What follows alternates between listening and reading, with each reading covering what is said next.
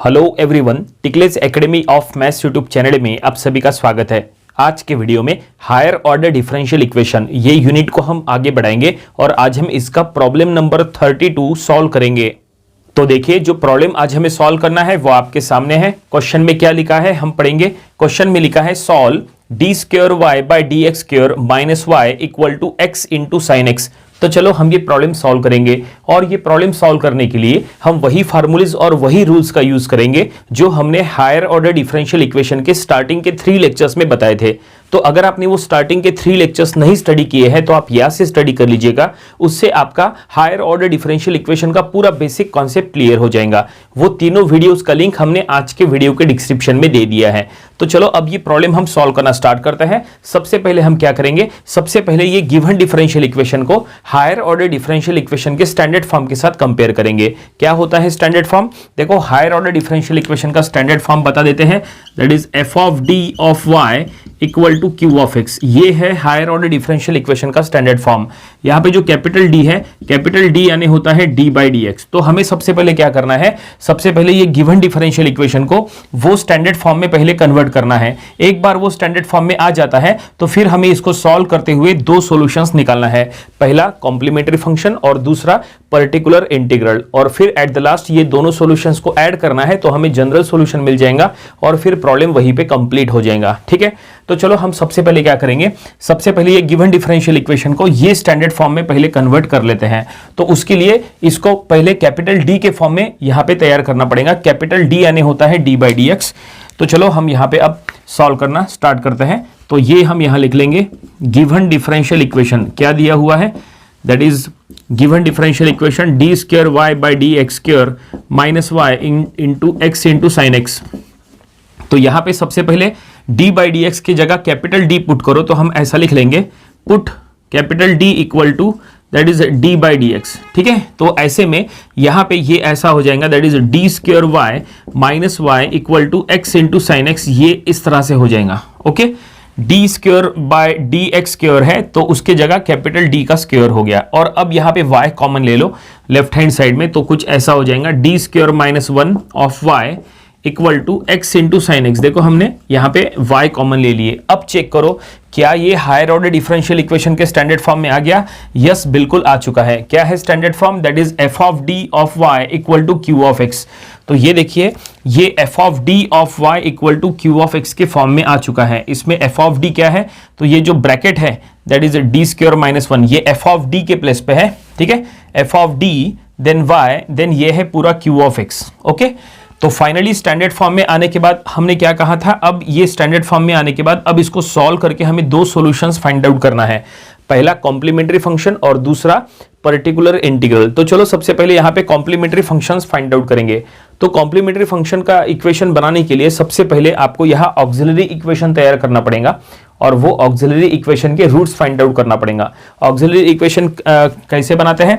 काफी सिंपल होता है। ये जो स्टैंडर्ड फॉर्म है इसमें ये एफ ऑफ डी को 0 के साथ इक्वेट करो। अगर f of d equal to 0 कर लेते हैं तो वही हो जाता है ऑक्सिलरी इक्वेशन। तो चलो हम ये वही करेंगे। एफ ऑफ डी यानी क्या है, ये जो ब्रैकेट है ये एफ ऑफ डी है, इसको हम 0 के साथ इक्वेट करेंगे। तो हम यहां लिख लेंगे ए ई इज। देखो ए ई यानी ऑक्सिलरी इक्वेशन हमने यहाँ शॉर्ट फॉर्म में लिखा है, लेकिन एग्जाम में लिखते समय पूरा स्पेलिंग में आपको लिखना है, ये बात का ध्यान रखो। तो ऑक्सिलरी इक्वेशन, तो ये ब्रैकेट जो है that is d square minus 1, इसको 0 के साथ इक्वेट करो क्योंकि हमने कहा है f of d equal to 0। तो ये ब्रैकेट यानी एफ ऑफ डी है, f of d equal to 0 हमने किए। और अब इसके रूट्स फाइंड आउट करो। इसके रूट्स फाइंड आउट होने के बाद ही हम पता कर सकते हैं कि कॉम्प्लीमेंट्री फंक्शन का इक्वेशन क्या बनेगा। तो इसके रूट्स निकालना काफी आसान है। ये जो -1 है इसको राइट हैंड साइड में शिफ्ट करो तो +1 हो जाएंगे। तो ये हो गया डी स्क्वायर इक्वल टू 1। और अब यहाँ पे हम लिख सकते हैं therefore d is equal to +-1। तो ये हमने रूट फाइंड आउट कर लिए। ये जो रूट है ये आप कैलकुलेटर में भी फाइंड आउट कर सकते हैं, कोई दिक्कत नहीं है। कैलकुलेटर में भी बिल्कुल यही रूट्स आएंगे। तो ये हमने रूट्स फाइंड आउट कर लिए। अब ये रूट्स का टाइप चेक करो। ये रूट्स का टाइप देखकर ही आप कॉम्प्लीमेंट्री फंक्शन बना सकते हैं। तो ये रूट है +1 -1, +-1 यानी +1 -1। इसका मतलब ये हो गए real and different, real and different type के रूट्स हो गए। तो रियल एंड डिफरेंट के लिए CF का इक्वेशन क्या बनेगा? देखो CF का इक्वेशन हम यहां बना रहे CF यानी कॉम्प्लीमेंट्री फंक्शन। वैसे स्टार्टिंग में हमने कॉम्प्लीमेंट्री फंक्शन CF के ऊपर एक स्पेशल वीडियो बनाए थे, वो वीडियो आप जरूर देखिए। उसमें आपको डिफरेंट टाइप के रूट्स के लिए कैसे डिफरेंट टाइप से CF का इक्वेशन बनाते हैं वो आपको उसमें समझ में आ जाएगा। ठीक है, अब ये रियल एंड डिफरेंट है, तो रियल एंड डिफरेंट के लिए हम इक्वेशन लिख रहे हैं, that is C1 e to the power x plus C2 e to the power minus x। देखो ये हमने ऐसा इक्वेशन लिखे। ये इक्वेशन लिखने के पीछे रीजन क्या है, तो स्टैंडर्ड फॉर्म देखो ऐसा है, स्टैंडर्ड फॉर्म CF का रियल एंड डिफरेंट के लिए C1 e to the power m1x plus C2 e to the power m2x। देखो ये है standard form real and different roots के लिए। अगर रूट्स m1 m2 अगर ऐसे दो रूट्स अगर है m1 m2 तो ऐसा स्टैंडर्ड फॉर्म होता है। पहला रूट आपको यहां रखना है, दूसरा रूट आपको यहां रखना है। ठीक है, तो यहां पे पहला रूट क्या है 1 और दूसरा रूट क्या है -1। तो हमने यहां क्या करना है, यहां 1 पुट करो 1 into x, it means x, और यहां -1 पुट करो -1 इंटू एक्स। तो हमने वही किया है, ये देखिए इस तरह से। तो फाइनली ये हमें क्या मिला, फाइनली ये हमें कॉम्प्लीमेंट्री फंक्शन का इक्वेशन मिल गया। इसका मतलब हमने पहला सॉल्यूशन फाइंड आउट कर लिए। जैसा हमने कहा था कि हमें दो सॉल्यूशंस फाइंड आउट करना है, उसमें से पहला सॉल्यूशन मिल गया। चलो अब दूसरा सॉल्यूशन फाइंड आउट करते हैं। दूसरा सॉल्यूशन का नाम है पर्टिकुलर इंटीग्रल यानी PI। ठीक है, तो PI का फार्मूला क्या है, देखो PI का फार्मूला आपको बता देते हैं। PI का फार्मूला होता है that is 1/f of d into Q of x. देखो ये फार्मूला है।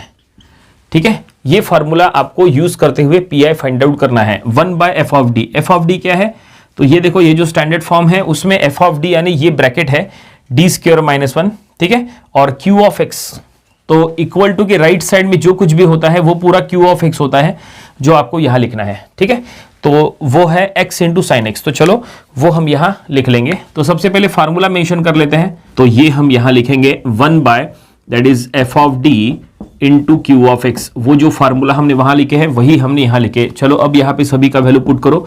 सो 1/f of d, f of d मतलब क्या है, जैसा हमने कहा था ये स्टैंडर्ड फॉर्म में हमने कन्वर्ट किए थे, तो ये जो ब्रैकेट है ये f ऑफ d है, तो ये हम यहाँ लिख लेंगे d² -1। ठीक है, ये जो f ऑफ d है, और यहाँ इक्वल टू के राइट साइड में ये q ऑफ x है, तो ये हम यहाँ लिखेंगे x इंटू साइन एक्स। तो इस तरह से ये हमने यहाँ लिख लिए, और अब हमें इसको सॉल्व करना है, और अब इसको सॉल्व करके हमें PI फाइंड आउट करना है। एक बार हमें PI मिल गया तो फिर हम वो PI और ये CF को ऐड करके जनरल सॉल्यूशन बनाएंगे। अब इसको कैसे सॉल्व करेंगे, तो इसको सॉल्व करने के लिए अब आपको ये पहचानना है कि यहाँ पे ये जो लिखा है x इंटू साइन एक्स, ये कौन से केस में आता है। टोटल 6 केसेस होते हैं, और अभी तक हमने टोटल 4 केसेस के ऊपर प्रॉब्लम सॉल्व किए हैं। तो चेक करो क्या इसके पहले जो हमने 4 केसेस जो स्टडी किए हैं, क्या उसमें से ये कोई टाइप में आता है क्या, तो नहीं। ये x इंटू साइन एक्स ये केस नंबर 1, 2, 3, 4 कोई भी केस में नहीं आता। तो यहाँ पे ये केस 5 का प्रॉब्लम है। ठीक है, यहाँ पे ये आज जो हम स्टडी कर रहे हैं ये केस 5 का फर्स्ट प्रॉब्लम स्टडी कर रहे हैं। तो केस 5 क्या है, चलो वो केस के बारे में आपको बता देते हैं। वैसे इसके पहले ऑलरेडी हमने जो पर्टिकुलर इंटीग्रल PI के ऊपर जो एक स्पेशल वीडियो बनाए थे उसमें हमने सभी केसेस की जानकारी दिए थे। स्टार्टिंग में वो वीडियो हमने अपलोड किए थे, वो वीडियो आप देख लीजिएगा, सभी केसेस की जानकारी आपको वहां मिल जाएंगी। ठीक है, तो यहाँ पे ये केस 5 का प्रॉब्लम है, तो केस 5 के बारे में समझ लो। तो यहाँ पे हम आपको बता रहे केस 5। सो PI फाइंड आउट करते समय 1/f of d into Q of x. तो ये जो क्यू ऑफ एक्स है, अगर ये क्यू ऑफ एक्स के जगह अगर x इंटू वी, अगर इस फॉर्म में अगर कुछ हो x इंटू वी, अब ये v ऑफ एक्स ऐसा, ठीक है, x into v of x, अगर ऐसा फॉर्म अगर q ऑफ एक्स का हो तो ऐसे में ये केस 5 में आता है। देखो ये ध्यान में रखो, केस 5 को पहचानने का तरीका, केस 5 को पहचानना है तो x इंटू वी के फॉर्म में होना चाहिए।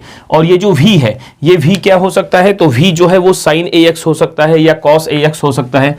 ठीक है, ये जो v है, v में sin ax ऐसा फॉर्म हो सकता है या cos ax ऐसा फॉर्म हो सकता है। ठीक है, v के जगह। ठीक है, और ये जो x है, x का पावर हमेशा 1 रहेगा। ठीक है, x का पावर 1 है तो x इंटू वी ऐसा।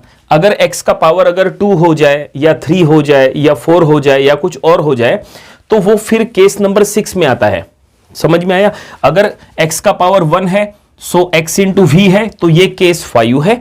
अगर x का पावर 2, 3, 4 इंटू वी हो तो फिर वो केस 6 में चले जाएगा। केस 6 के प्रॉब्लम्स हम आगे चल के नेक्स्ट कुछ प्रॉब्लम्स में वो भी हम कवर अप करने वाले हैं। फिलहाल ये केस 5 का प्रॉब्लम है, तो केस 5 में x इंटू वी ऐसा फॉर्म होता है। तो ये देखो ये x इंटू वी के फॉर्म में है। ठीक है, x इंटू वी, ये जो साइन x है ये v के प्लेस पे है। तो ऐसे में आपको यहां पी आई फाइंड आउट करने के लिए क्या प्रोसेस है, क्या रूल है, ये आप समझ लो। तो ऐसे में अगर यहां पी आई फाइंड आउट करना है तो आपको क्या करना होता है, एक्स को बाहर ले लेना होता है, ठीक है। एक्स को बाहर लेके 1/f(d) इंटू वी करना होता है। देखो ये समझ लो, ये देखिए इस तरह से, ये देखिए ऐसा क्या करना है, एक्स को बाहर लेना है, 1/f(d) इंटू वी करना है, और अब माइनस करना है f'(d) बाय f(d) का होल स्क्वायर, ठीक है। ये यहां पे इंपॉर्टेंट है, और फिर इंटू वी ऑफ एक्स करना है। ये है केस 5 का रूल। समझ लो ये केस 5 का रूल क्या है। पहले आपको क्या करना है, यहां पे दो टर्म्स लिखना है, ठीक है। पहले टर्म में आपको क्या लिखना है, x बाहर लेके आना है, 1/f(d) into v of x करना है। ये पहले टर्म में करना है, तो चलो वो हम यहां पे करेंगे। x बाहर लेके आना है, तो ये x हमने बाहर लाए, और अब 1/f(d), देखो जो पैटर्न हमने वहां लिखा है वही पैटर्न के अकॉर्डिंग हम ये सॉल्व कर रहे हैं। x बाहर ले लिए, 1/f(d), यानी ये 1/d² - 1, ठीक है, into v of x. V of x यानी क्या है यहाँ पे साइन एक्स, तो यहाँ पे लिख लेंगे इंटू साइन एक्स, ये हमने लिख लिया। और अब है माइनस, देखो वहां पे है माइनस। अब माइनस के बाद यहाँ पे क्या है, f'(d), न्यूमरेटर में है f'(d), डैश है, इसका मतलब यह है कि f(d) को डिफरेंशिएट करना है, ठीक है। f'(d) मतलब f(d) का डिफरेंशिएशन, जो f(d) होता है ना, ये इसका डिफरेंशिएशन आपको यहां ऊपर में लिखना है। तो ये d² - 1 का डिफरेंशिएशन क्या होगा, तो d² का हो जाएगा 2d और 1 का हो जाएगा 0। तो ये हमने न्यूमरेटर में लिख लिए f'(d) यानी f(d) का डिफरेंशिएशन, और डिनोमिनेटर में क्या लिखना है, f(d) का होल स्क्वायर। तो f(d) यानी क्या है, d² - 1, तो हम ये लिख लेंगे d² - 1 इसका होल स्क्वायर। और अब बाहर में है q ऑफ x, तो ये हम यहां लिख लेंगे इंटू साइन एक्स। तो ये देखिए फाइनली हमने केस 5 का रूल यहां पे अप्लाई कर लिए। ये केस 5 का रूल आपको हमेशा ध्यान में रखना है। एक बार ये रूल फिर से समझ लो, क्या करना है, x आपको बाहर लेना है, 1/f(d) इंटू यहाँ पे v ऑफ x ऐसा लिखना है, x 1/f(d) into v minus ये f'(d) बाय f(d) का whole square into again v। इस तरह से जो फार्मूला लिखा है वही है। अब बस इसको सॉल्व करो, इसको सॉल्व करो, देखते हैं इसको सॉल्व कैसे करना। तो इसको सॉल्व करते समय सबसे पहले अब देखो, जैसा हमने कहा था यहाँ पे दो टर्म्स आ गई, ठीक है। तो ये जो दो टर्म्स है यहाँ पे साइन एक्स है, यहाँ पे भी साइन एक्स है। तो अब यहाँ पे आपको केस 2 का रूल अप्लाई करना है, केस 2, क्योंकि जो साइन एक्स है वो केस 2 में आता है। तो केस 2 का रूल क्या है, तो केस 2 का रूल ऐसा है कि अगर यहाँ पे साइन ax के फॉर्म में हो या अगर यहाँ पे कॉस ax के फॉर्म में हो, तो ऐसे में आपको क्या करना है, ये जो f(d) का इक्वेशन है, इसमें जहां जहां पे d² है वहां पे -a² पुट करना है, ठीक है। लेकिन पुट करते समय डिनोमिनेटर 0 नहीं होना चाहिए। अगर 0 होता है तो फिर आप पुट कर नहीं सकते, ठीक है। तो चलो ये रूल के अकॉर्डिंग हम ये सॉल्व करेंगे। साइन ax के फॉर्म में है, a का वैल्यू क्या है, तो यहां a का वैल्यू 1 है, यहां पे a का वैल्यू 1 है, तो d² की जगह -a², ठीक है, माइनस अलग है, a² अलग है। तो आपको क्या करना है, d² की जगह -a² यानी -1² यानी -1 ऐसा पुट करना है। तो यहां पे d² की जगह हम -1 पुट करेंगे। तो चेक करो क्या यहां पे डिनोमिनेटर 0 हो रहा है, डिनोमिनेटर 0 नहीं हो रहा है, इसका मतलब हम पुट कर सकते हैं। तो चलो ये हम पुट करेंगे, तो ये हम थोड़ा नीचे में लिखते हैं। तो ये इस तरह से x बाहर में है, 1/d² क्या आ गया, d² की जगह आ गया -1, ये पहले से -1 है, ठीक है, इंटू साइन एक्स। तो ये देखिए यहां पे हमने केस 2 का रूल अप्लाई किए, केस 2 का रूल अप्लाई करके ये हमने इतना सॉल्व कर लिया। अब यहां से d हट गया, इसका मतलब अब इसको रिड्यूस करना आसान है। हम इसको रिड्यूस कर लेंगे तो ये -1 -2 हो जाएगा। तो ये इनडायरेक्टली हम इसको ऐसा लिखेंगे -x/2 इंटू साइन एक्स, ऐसा भी हम लिख सकते हैं, कोई दिक्कत नहीं है, ठीक है। अब ये आखिरी तक ये ऐसा ही रहेगा। लेकिन यहाँ पे चलो, यहाँ पे हम एक काम करेंगे, सबसे पहले देखो इसका होल स्क्वायर है, ठीक है ना, ये ब्रैकेट का होल स्क्वायर है, तो ये होल स्क्वायर को पहले सॉल्व करो। तो न्यूमरेटर में है 2d और डिनोमिनेटर में है इसका होल स्क्वायर करेंगे, तो d⁴ -2d² + 1 ऐसा हो जाएगा, और इंटू साइन एक्स, ये देखिए ऐसा। और अब यहाँ पे फिर से केस 2 का रूल अप्लाई करो। हमने यहाँ पे अप्लाई किया ना केस 2 का रूल, वही केस 2 का रूल यहाँ पे भी अप्लाई करो। तो यहाँ पे अगर आपको केस 2 का रूल अप्लाई करना है तो ये साइन ax के फॉर्म में है, तो a का वैल्यू क्या है, a का वैल्यू यहाँ पे फिर से यहाँ पे 1 है, a का वैल्यू 1 है, तो आपको क्या करना है, d² की जगह -1 पुट करना है। तो चलो यहाँ d² की जगह -1 पुट करते हैं, लेकिन डिनोमिनेटर 0 नहीं होना चाहिए। अगर डिनोमिनेटर 0 होता है तो फिर आपको पुट नहीं करना है।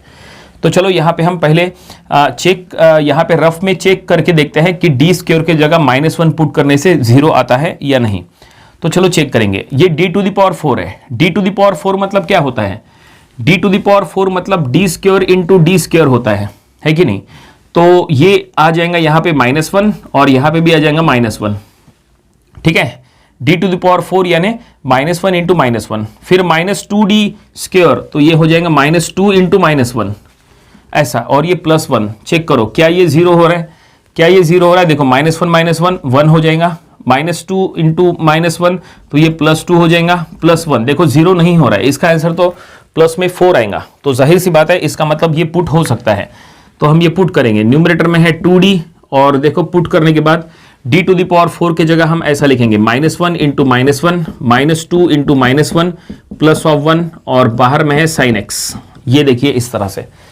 और अब देखो यहाँ पे भी डिनोमिनेटर में से d हट गया, ठीक है, लेकिन एक जगह अभी भी d है। देखो ये d अभी भी सॉल्व करना है, ये भी हम सॉल्व करेंगे, कोई दिक्कत नहीं है, लेकिन इसको थोड़ा सा हम यहाँ पे x/2 इंटू साइन एक्स, ठीक है, ये क्या हो जाएगा? तो ये आ रहा है 4। देखो यहाँ पे हमने आपको सॉल्व करके बताया 1 + 2 + 1 4, तो ये 4 हो जाएगा। तो हम यहाँ लिख लेंगे -2/4। ये देखो ऊपर में 2 है और नीचे में 4 हो जाएगा, लेकिन ये d है। देखो अब इसका d का क्या मतलब है?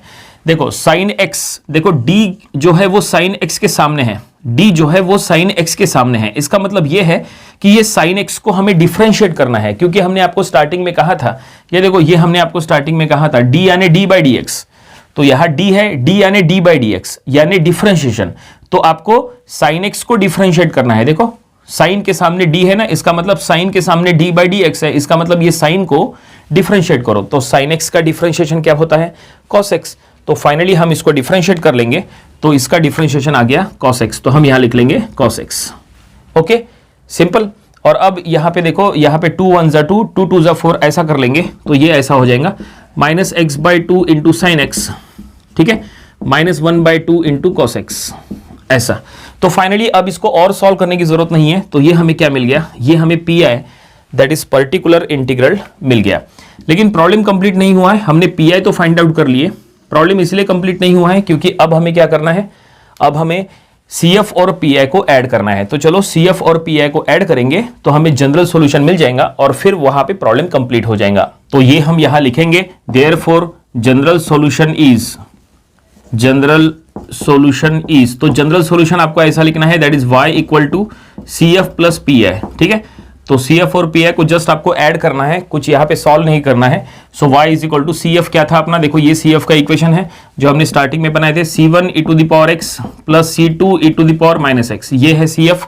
और अब उसमें PI ऐड करना है, तो ये देखो PI जो है दोनों टर्म्स माइनस में है, तो माइनस के साथ ही रखो, कोई दिक्कत नहीं है, -x/2 इंटू साइन एक्स, ठीक है, और -1/2 इंटू cos x। तो ये देखिए फाइनली हमने यहाँ पे CF और PI को ऐड किए और ये हमें क्या मिला? ये हमें जनरल सॉल्यूशन मिल गया और फाइनली प्रॉब्लम यहीं पे कंप्लीट हो गया। देखो ये काफी इंपॉर्टेंट प्रॉब्लम है क्योंकि इसमें हमने केस 5 अप्लाई किए हैं। उम्मीद करते हैं कि ये प्रॉब्लम आपको समझ में आया होगा। ये प्रॉब्लम आपको अपनी प्रैक्टिस बुक में जरूर सॉल्व करके देख लेना चाहिए। ये था हायर ऑर्डर डिफरेंशियल इक्वेशन, ये यूनिट का प्रॉब्लम नंबर 32। इसके पहले जो हमने इसके 31 प्रॉब्लम्स लिए थे वो भी आपको स्टडी कर लेना चाहिए और इसके आने वाले दिनों में हम इसके और भी नंबर ऑफ प्रॉब्लम्स कवर करेंगे ताकि इसकी अच्छी खासी प्रैक्टिस हो जाए। तो मिलते हैं नेक्स्ट वीडियो में। Thank you very much.